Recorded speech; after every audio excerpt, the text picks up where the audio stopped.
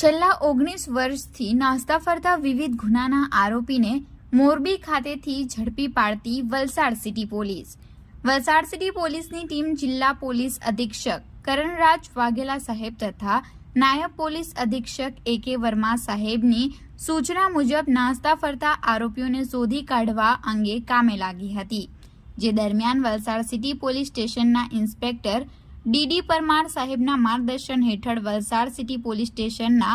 ઇપિકો કલમ 406, 114 અને 498 ક મુજબના આરોપી પ્રવીણભાઈ સુંદરજી કાવર ઉર્ફે સુરેશ અરવિંદભાઈ પારેખ રહે નવસારી આયાનગર શ્રી અંબે ભુવન નાઓને ટેકનિકલ સર્વેલન્સ તથા હ્યુમન સોર્સના આધારે મોરબી ખાતેથી ઝડપી પાડી વલસાડ સિટી પોલીસ મથકે અટકાયત કરી પોલીસની આ કામગીરી દરમિયાન પોલીસ ઇન્સ્પેક્ટર DD પરમારની સૂચના અને માર્ગદર્શન હેઠળ સબ ઇન્સ્પેક્ટર JG પરમાર તથા